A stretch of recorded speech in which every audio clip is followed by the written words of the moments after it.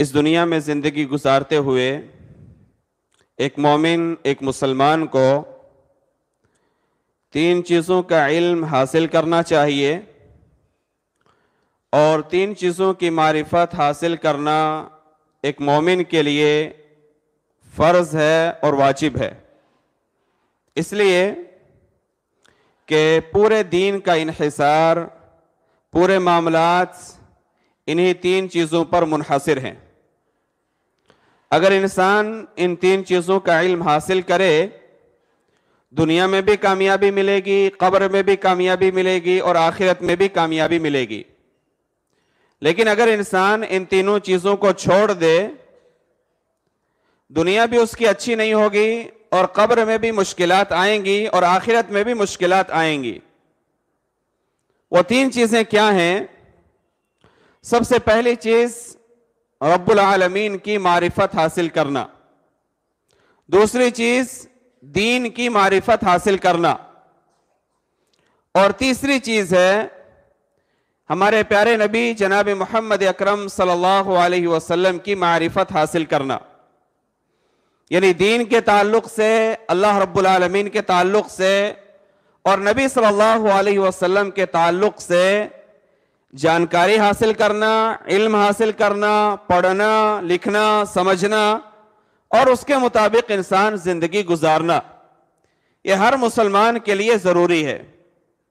اتنا سیکھنا، اتنا علم حاصل کرنا ضروری ہے جس کے ذریعے سے انسان نماز، روزہ، صدقہ و خیرات یا دینی مسائل جس کے ذریعے انسان حل کر سکے اور اپنی زندگی اچھے انداز سے گزار سکے، اتنا جاننا انسان کے لیے ضروری ہے۔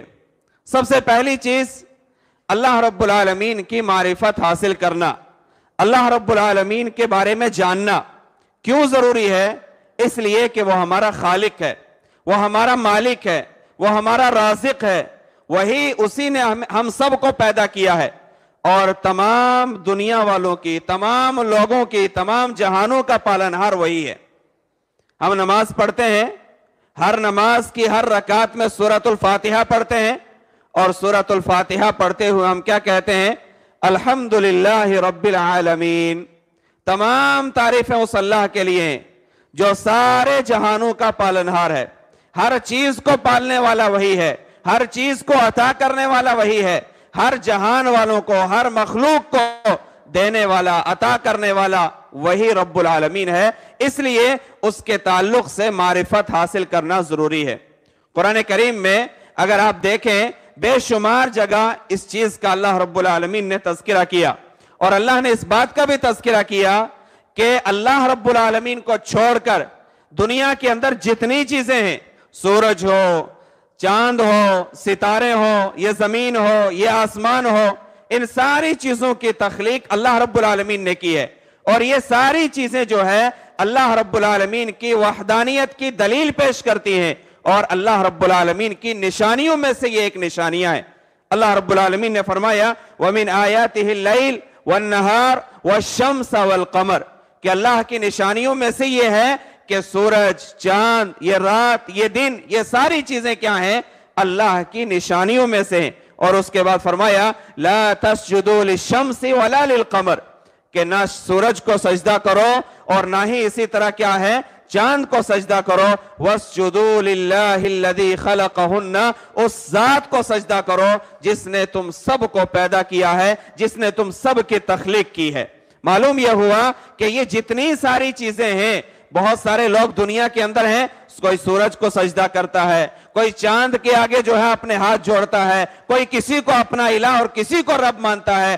اللہ رب العالمین نے فرمایا یہ ساری چیزیں اللہ کی نشانیاں ہیں، لہٰذا ان کو سجدہ نہ کیا جائے، ان کی عبادت نہ کی جائے، ان کو الہ نہ مانا جائے، بلکہ الہ کس کو مانا جائے؟ جس نے ان ساری چیزوں کو پیدا کیا ہے، جس نے سورج کو پیدا کیا، چاند کو پیدا کیا، ستاروں کو پیدا کیا، یہ زمین اور آسمان کو پیدا کیا، اور تم سب کو جس نے پیدا کیا ہے، تم سب اسی کی عبادت کرو اور اسی کے سامنے سجدہ ریز کیا کرو۔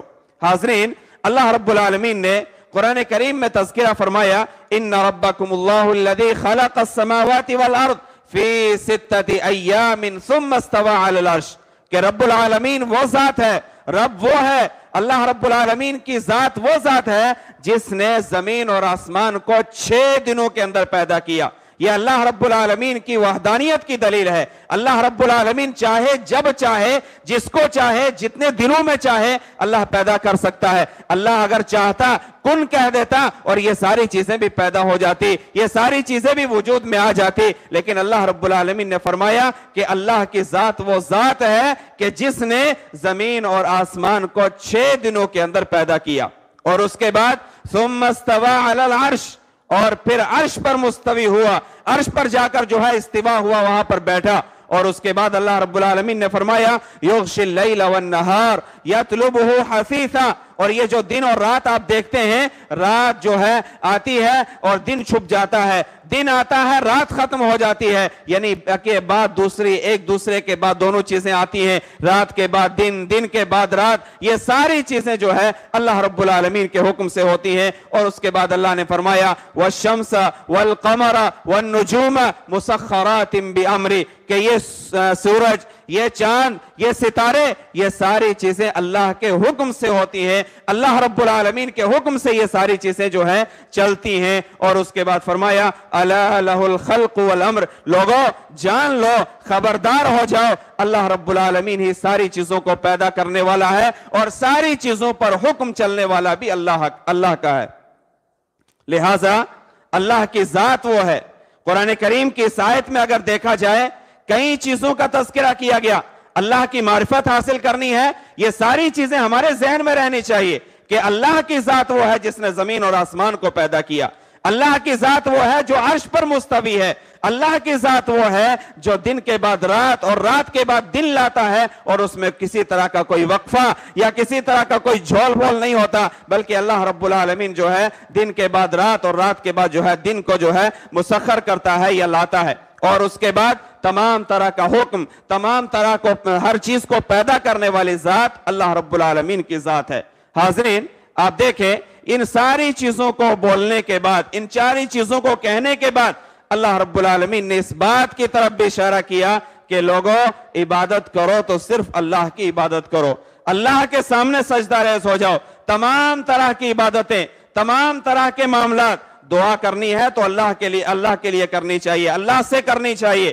نظر و نیاز کرنا ہے تو اللہ کے لیے کرنا, آپ کو قربانی دینی ہے تو اللہ کے لیے دینا, کوئی ذبیحہ کرنا ہے تو اللہ کے لیے کرنا, کسی دوسرے کے لیے کوئی چیز نہیں ہونی چاہیے. اگر آپ دوسرے کے لیے کریں گے تو یہ شرک ہو جائے گا اور آپ کے اعمال برباد ہو سکتے ہیں.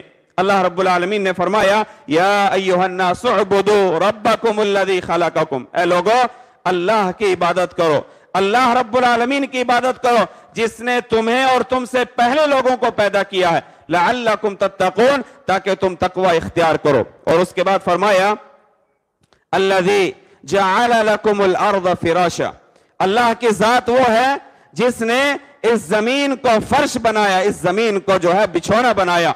والسماء بناء, اور اسی طرح آسمان کو اللہ رب العالمین نے چھت بنایا. وانزل من السماء ماء, اور اللہ رب العالمین آسمان سے پانی کو برساتا ہے. فاخرج به من الثمرات رزقا لكم, اور اس کے ذریعے سے, وہ جو پانی برستا ہے اس کے ذریعے سے زمین سے تمہارے لیے اناج, تمہارے لیے رزق اللہ رب العالمین نکالتا ہے. یہ ساری چیزیں اللہ رب العالمین نے ذکر کی ہیں. مقصد کیا ہے, کہنے کا مقصد کیا ہے, انسان کو اللہ کی معرفت حاصل کرنی چاہیے, اللہ کے بارے میں جاننا چاہیے. اللہ کون ہے, اللہ کی صفت کیا ہے, اللہ رب العالمین کی قدرت کیا ہے, اللہ کی طاقت کیا ہے, اللہ کیا کرتا ہے, اللہ کس انداز سے جو ہے اپنی مخلوق کو یا اسی طرح اپنی جو ہے یہ جو چیزیں اللہ نے پیدا کی ہیں کس انداز سے اللہ رب العالمین ان ساری چیزوں کو چلا رہا ہے. ساری چیزوں کا علم انسان کو ہونا چاہیے, تبھی انسان پکا اور سچا مومن ہو سکتا ہے, تبھی انسان دنیا کے اندر بھی کامیاب ہو سکتا ہے اور آخرت کے اندر بھی کامیاب ہو سکتا ہے. حاضرین یہ پہلی چیز کہ دین کی اللہ رب العالمین کی معرفت حاصل کرنا. دوسری چیز کیا ہے, دوسری چیز یہ ہے کہ انسان کو دین کی معرفت حاصل کرنی چاہیے, دین کے تعلق سے جاننا چاہیے, دین کے تعلق سے پڑھنا چاہیے. اور دین کے تعلق سے کیا پڑھنا چاہیے, دین ہمارا کیا ہے, ایمان کیا ہے، اسلام کیا ہے، احسان کیا ہے، اسلام کے ارکان کتنے ہیں، ایمان کے ارکان کتنے ہیں، احسان کس چیز کو کہتے ہیں، دین کے تعلق سے جو شرائط ہیں، دین کے تعلق سے جو احکامات ہیں، دین کی جو باتیں ہیں